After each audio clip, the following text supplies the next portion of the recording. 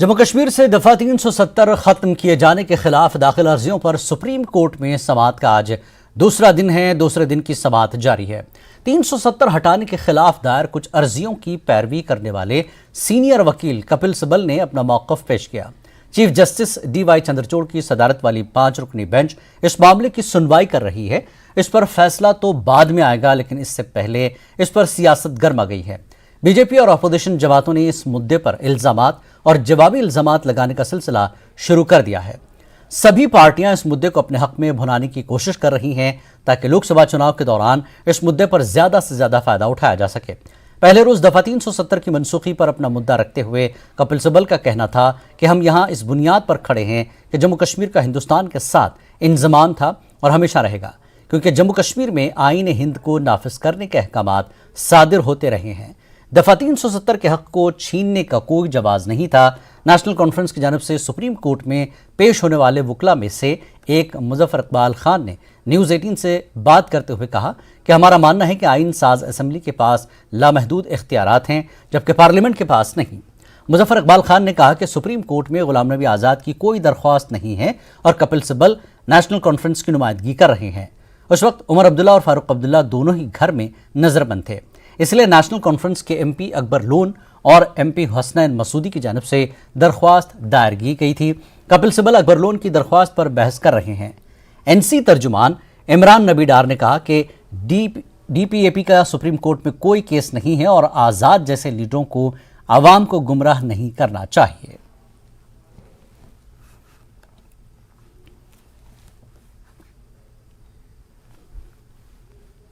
देखिए, उनका एक फेसबुक पोस्ट आया था जिसपे उन्होंने ये तासुर देने की कोशिश की थी कि कपिल सिब्बल DPAP को रिप्रेजेंट करते हैं।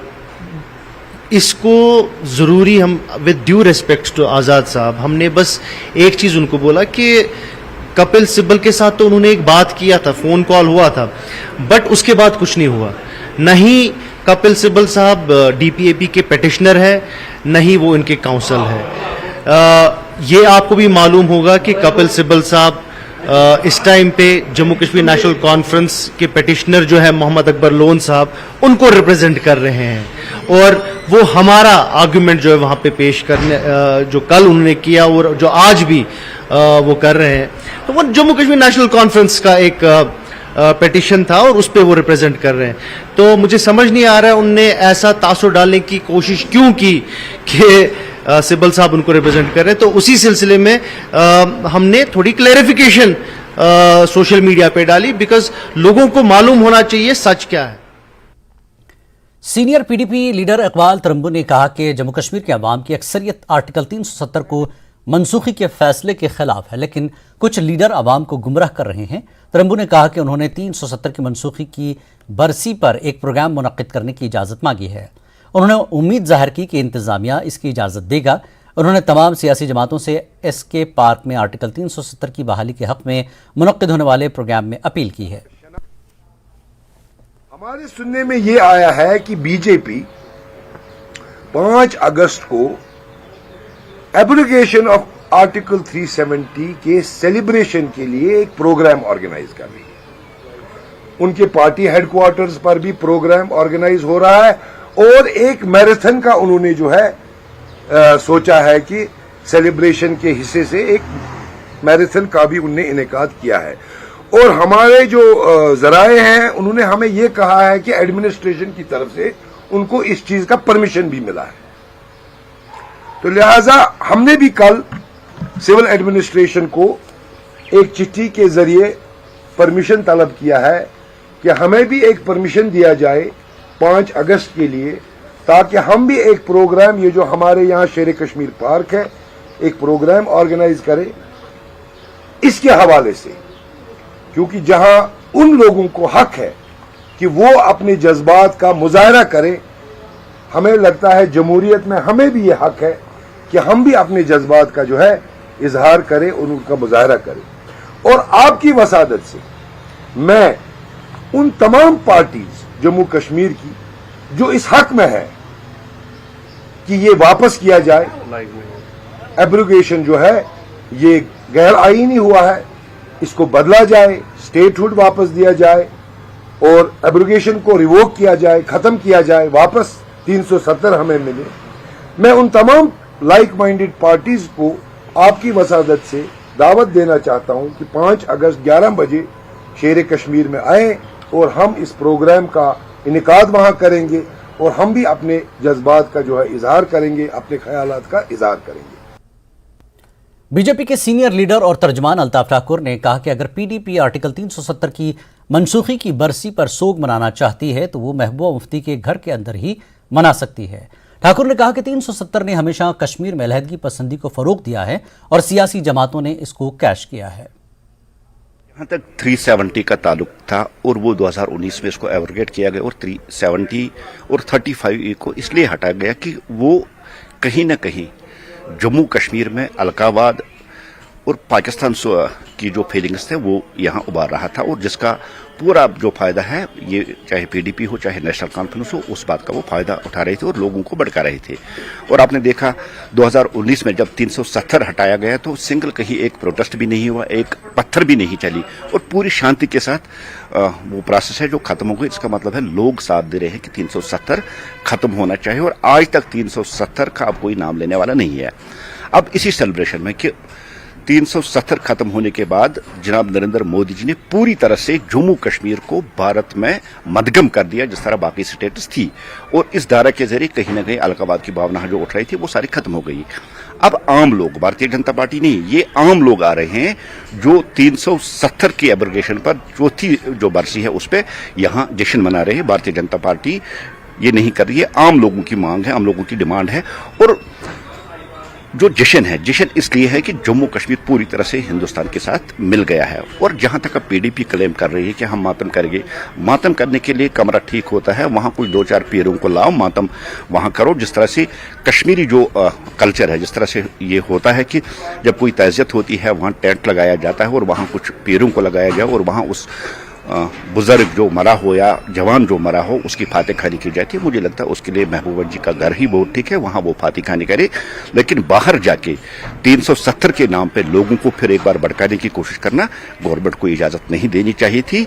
वो आर्टिकल, जिस आर्टिकल के सहारे ये एक बार फिर यहाँ पाकिस्तान और अलगाववाद की भावना उबारना चाहते हैं, ऐसे लोगों को बाहर आने की जरूरत नहीं है। उन लोगों को गवर्नमेंट को चाहिए कि उन लोगों को इजाजत न दे।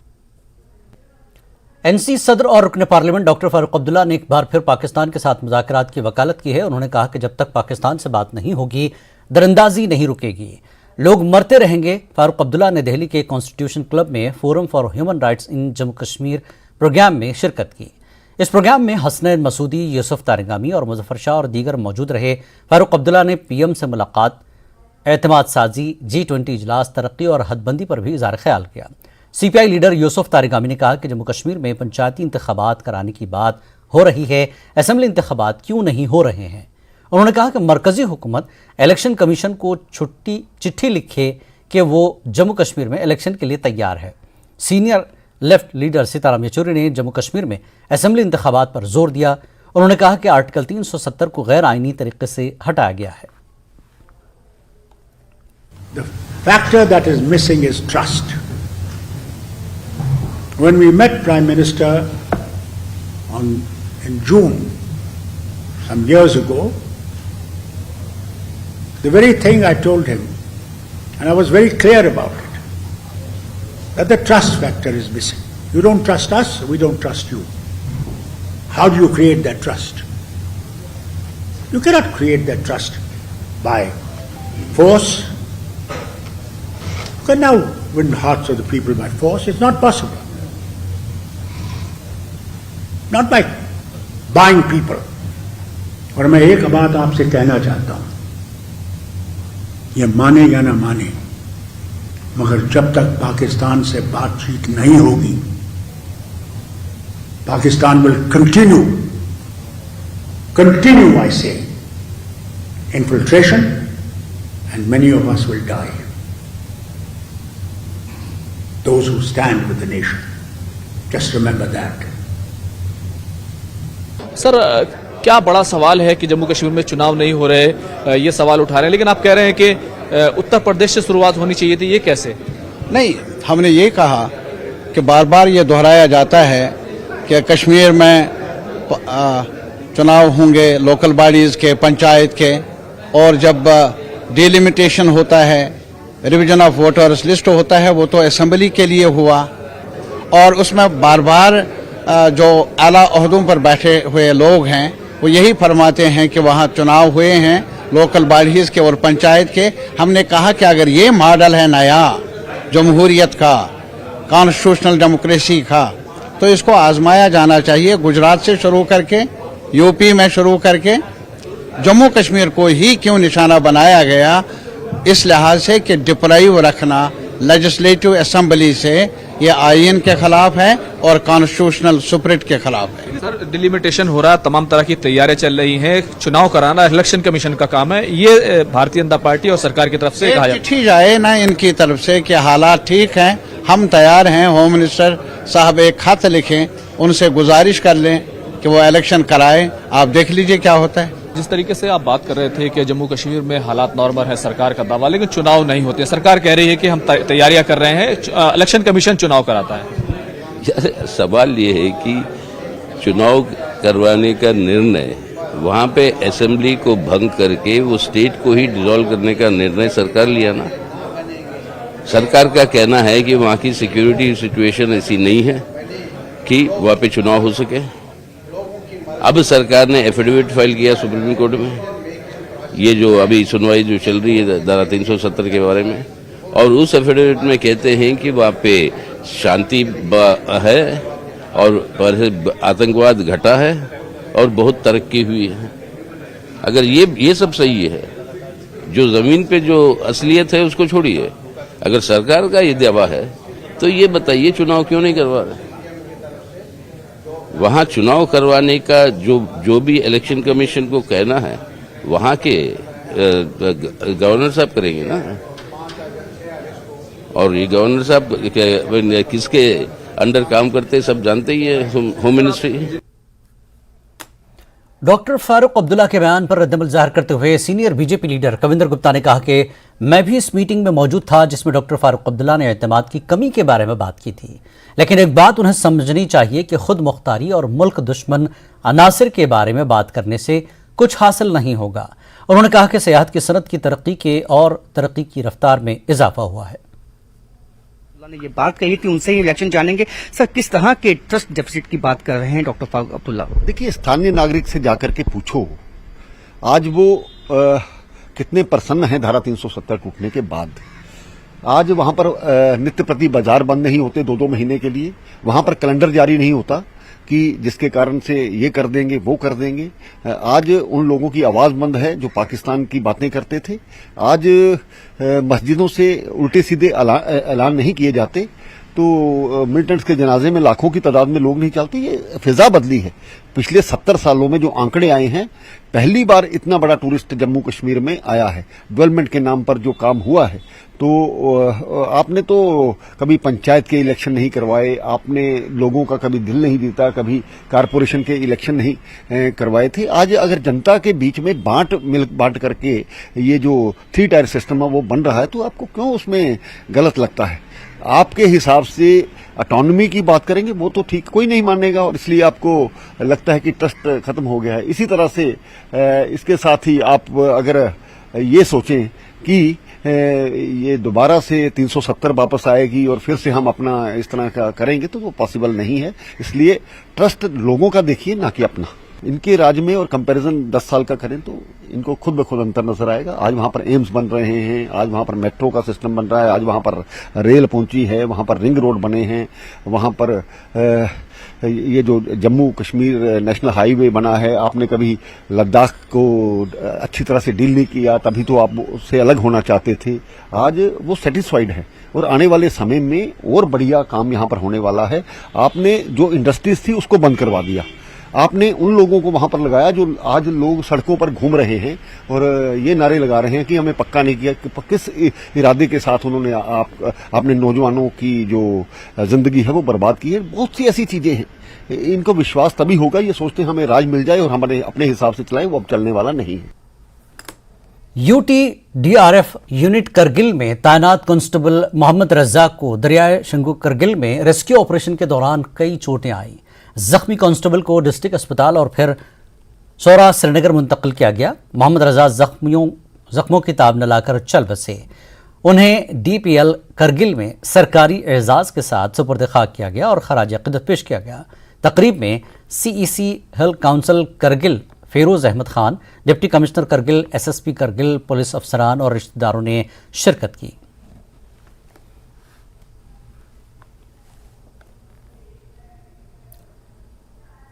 रेलवे कॉलोनी जम्मू के मकीनों ने अपने इलाके में पीने के पानी की किल्लत पर शदीद एहतजाज किया और रेलवे हुक्काम के इंतजामी दफ्तर का घेराव किया।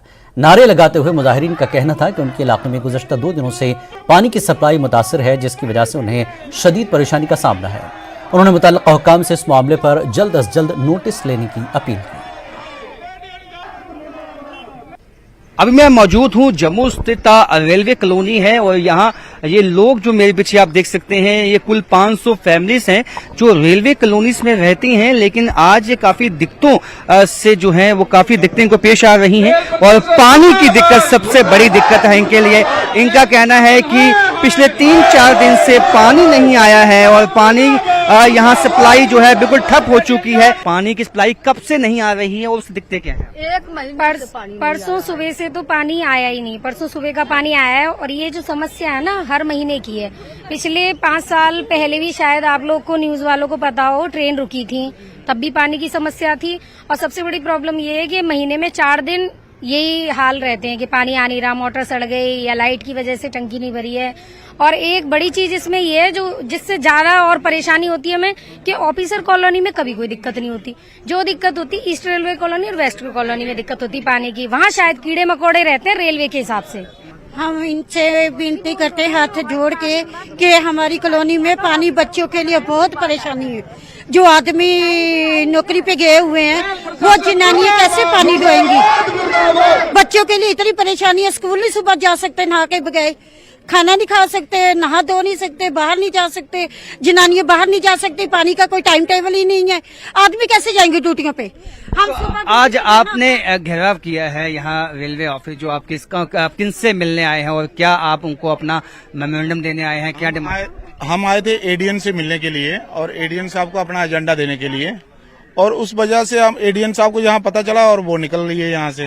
तो आप देख सकते हैं कुछ बच्चे भी हैं मेरे साथ मौजूद हैं। जब कौन सी क्लास में हो, पानी ना होने की वजह से क्या आपको क्या दिक्कतें आ रही है?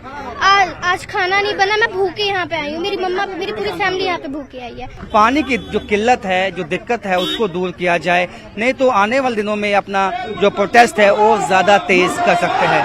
कैमरामैन चांद के साथ राजन वैद, न्यूज़ 18 जम्मू। पहाड़ी बिरादरी के लीडर आफ्ताब जट ने मेंढड़ में मीडिया के नुमाइंदों से खिताब किया। उन्होंने कहा कि गुज्जर और पहाड़ी बिरादरी के आमने सामने आने से एक बार बुरा पैगाम मिल रहा है, जबकि गुज्जर पहाड़ी दोनों एक हैं। पहाड़ी बिरादरी को हुकूमत की जानिब से ST का दर्जा देना खुश आइंद है, लेकिन कुछ लोग दोनों बिरादरियों को आपस में लड़ाना चाहते हैं। उन्होंने दोनों बिरादरियों को आपस में मिलजुल कर रहने पर जोर दिया। हुकूमत ने वाज़ेह किया कि वो गुज्जर बिरादरी का कोटे में कमी नहीं करेगी।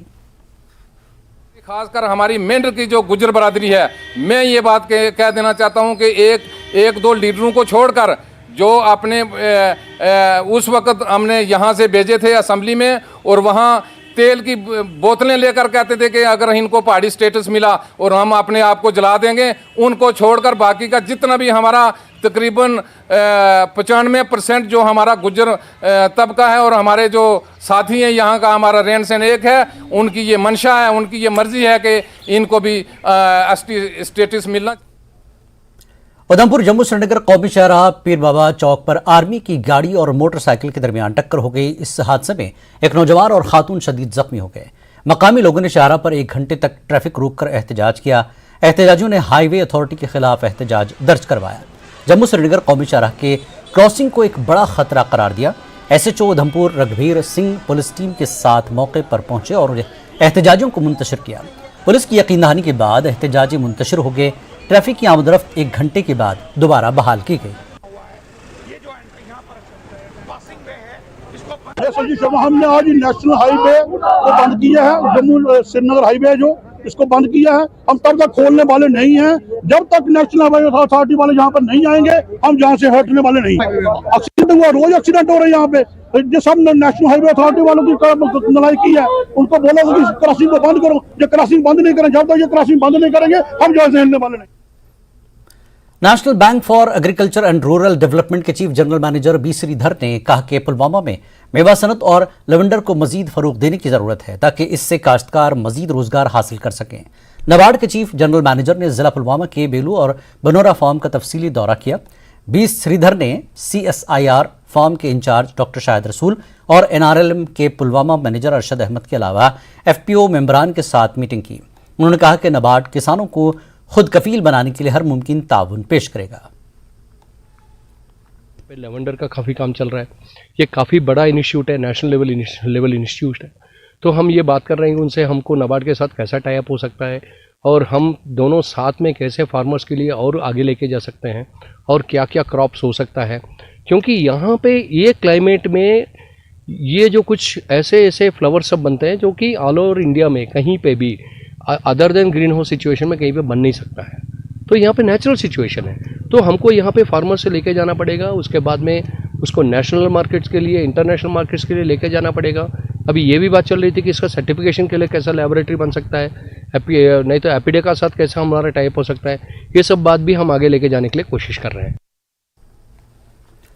मजलिस ज़िक्र अहले बैत नबी व असहाब नबी के उन्वान से दारुल उलूम महमूदिया कासिम नगर में में एक मुख्तसर मजलिस मुनक्किद हुई, जिसकी सदारत मोहतमिम मदरसा मौलाना फ़तह मोहम्मद ने की। तलबा ने अज़मत सहाबा, शान अहले बैत, शहादत हुसैन, मकाम हज़रत हसनैन करीमैन के उन्वानात पर अपनी तकरीरें पेश की। सदर मजलिस मौलाना फ़तह मोहम्मद ने मजलिस की अहमियत बयान की। उन्होंने कहा कि हमारा मकसद तलबा को बचपन से ही हुब्ब सहाबा व हुब्ब अहले बैत से वाकिफ़ करवाना है। उन्होंने मजीद कहा कि हज़रत अली रज़ियल्लाहु अन्हु ने कहा कि अपनी औलाद को नबी अकरम सल्लल्लाहु अलैहि वसल्लम की मोहब्बत, अहले बैत की मोहब्बत और कुरान पाक की तिलावत की मोहब्बत से रोशनास कराओ, उन्हें ये सिखाओ। फ़तह मोहम्मद ने मजीद कहा कि हुसैनियत हक है और इंसाफ का नाम है और यजीदियत बातिल व जुल्म जबर का नाम है। इस थोड़ा ताख़ीर से हुआ प्रोग्राम, लेकिन आज इस मौके पर यह बताया गया कि हज़रत हुसैन रज़ी अल्लाह ताला अन्हु की जो शहादत का अलमनाक वाक़या है, जो दिलदोज़ हादसा है, उसके हमारे सामने क्या असबाक हैं, हमें उस वाक़े से क्या सबक सीखना चाहिए। हज़रत हुसैन रज़ी अल्लाह ताला अन्हु के किरदार को यहाँ बयान किया गया। एक मजलिस का इनेकाद किया गया जिसमें सबसे पहले तलबाए किराम ने बेहतरीन प्रोग्राम पेश किया, जिसमें सहाबाए किराम हज़रात अहले बैत के तज़किरे से मौसूम मनक़बतें और अपनी तकारीर और मुकालमात वगैरह पेश किए गए। और इसके अलावा दारुल महमूदिया के शाहीन ग्रुप ऑफ इंस्टीट्यूशन के जो तलबा हैं उनके माबेन इनाम भी तकसीम किया गया। जो हज़रत हसन रज़ी अल्लाह ताला अन्हु के छोटे भाई हैं, उनको 72 नफूस कुदसिया के साथ उस दिन शहीद किया गया। तारीख़ इंसानी ने इस वाक़े को हमेशा याद रखा और हमारे भी अक़ीदे, नज़रिए और ईमान का हिस्सा है तज़किरा-ए अहले बैत दारुल महमूदिया। इस बुलेटिन में फिलहाल इतना ही। आदाब।